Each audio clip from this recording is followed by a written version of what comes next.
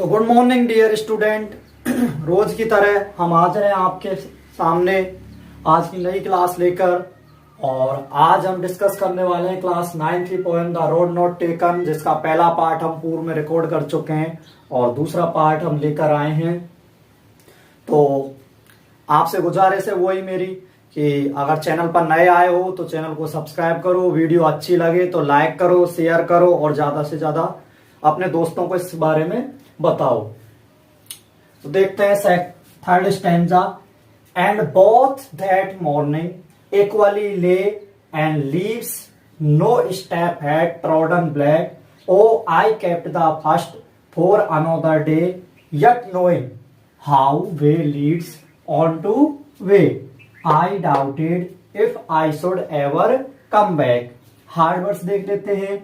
ले in leaves का अर्थ होता है पत्तियों से ढकी हुई थी, इक्वली यानी समान रूप से, और ट्रॉडन का अर्थ होता है रौंदना या कुचलना, डाउटेड का अर्थ संदेह, और लेट्स का अर्थ आगे ले जाना या फिर ले जाना। तो देखिए एंड बोथ का अर्थ क्या होता है भाई, दोनों।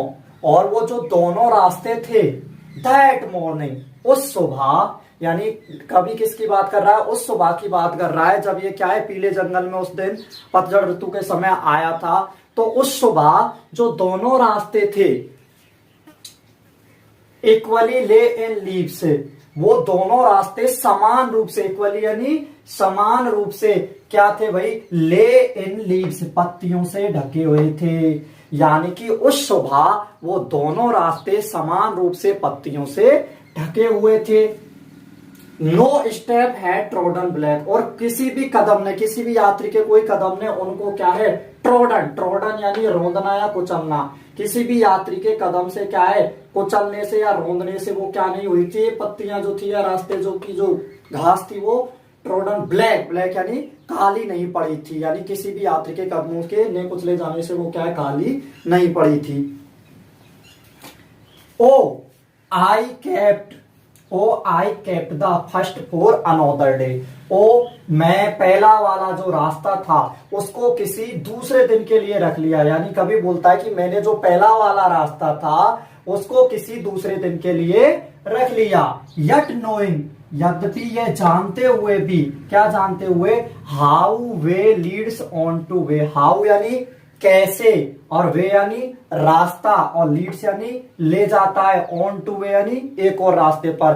कि ये जानते हुए भी कि कैसे एक रास्ता दूसरे रास्ते पर ले जाता है, या कैसे एक रास्ता दूसरे रास्ते से मिल जाता है, मैंने जो ये रास्ता जो था फर्स्ट उसको क्या है किसी दूसरे दिन के लिए रख लिया पहले वाले रास्ते को। आई डाउटेड, फिर भी मुझे क्या है डाउट है, संदेह है कि if I should ever come back, कि मैं शायद ही कभी इस रास्ते पर वापस आ पाऊं, ये कभी को क्या है संदेह है। अब देखते हैं इसकी लास्ट स्टैंजा। देखो अगर राइमिंग स्कीम की बात करें तो इसमें भी सेम वही, ले ब्लैक ए बी, फिर डे ए बी ए, ठीक है, और फिर ये बी, ये इसकी राइमिंग स्कीम हो जाएगी, A B.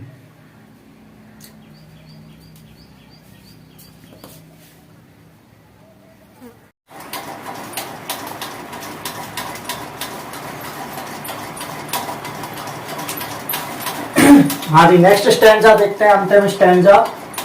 I shall be telling with a sigh somewhere ages and ages hence two roads diverge in a wood and I took the one less traveled by and that has made all the difference। Hard words की बात करूं मैं इसमें तो साई यानी आहा वरना या दुख, एस एंड एस का अर्थ क्या हो जाएगा युग युगांतर के बाद, और लेस का अर्थ क्या हो जाएगा कम। तो मैं ये बड़े ही दुख के साथ या आहा भर के कहूंगा, कब, समवेयर, जब कभी क्या है एस एंड एस युग युगांतर के बाद आगे में क्या है ये बात बड़े ही दुख के साथ करूंगा या आहा भरते हुए कहूंगा कि two roads diverge in a wood, कि दो रास्ते एक जंगल में क्या हो गए विभाजित हो गए या अलग अलग हो गए। And I took the one less travelled, और मैंने क्या है एक रास्ता लिया, कौन सा लिया भाई, लेस ट्रेवल, जिस पर कम यात्रा, जो यात्रा के लिए कम प्रयुक्त किया गया था, मैंने वो एक रास्ता लिया। And that has made all the difference, और उसी ने मेरी जिंदगी में क्या है बहुत सारा अंतर ला दिया, या ये सब अंतर ला दिया, उसी रास्ते ने क्या है मेरे जीवन में ये अंतर ला दिया। ये बात मैं कब कहूंगा, युग युगांतर के बाद। अब हम करते हैं इसके क्वेश्चन आंसर।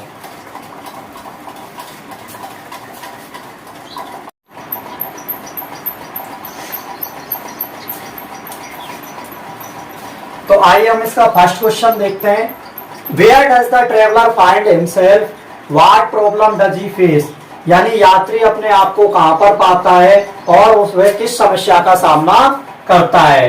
देखो, the traveller find himself in a wood, यात्री अपने आप को एक जंगल में पाता है। Where two roads lead in different direction, जहां पर दो रास्ते अलग अलग दिशाओं में ले जाते हैं।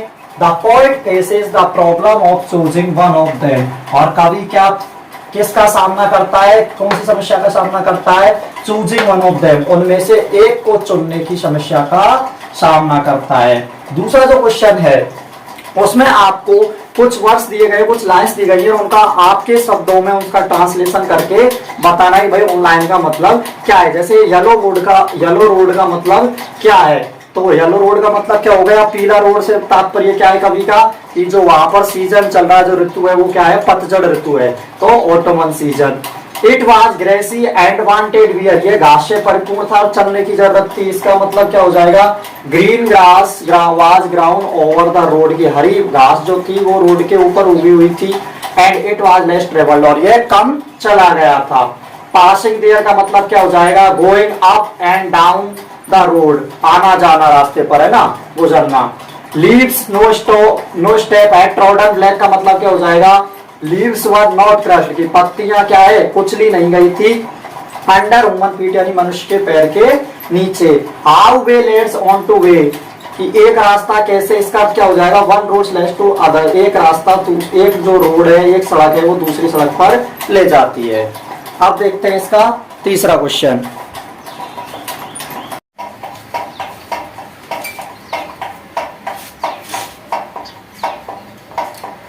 थर्ड क्वेश्चन है, is there any difference between two roads according to point, यानी कवि के अनुसार क्या दोनों रास्तों के बीच में एनी डिफरेंस बिटवीन रोड, दोनों जो रोड है उनके बीच में कोई अंतर है। अब ये पॉइंट दिए गए हैं कि इन स्टैंजा 2 और 3, स्टैंजा 2 और 3 के अनुसार, तो in the stanza 2 and 3 both roads were covered with yellow leaves, कि स्टैंजा 2 और 3 जो पद्यांश है उन दोनों के अनुसार क्या है, दोनों रोड जो थे वो पीली पत्तियों से ढके हुए थे। First road is less travelled, एक जो रास्ता था वो कम चला हुआ था, और the other road was much travelled, जबकि जो दूसरा रास्ता था वो अधिक चला गया था।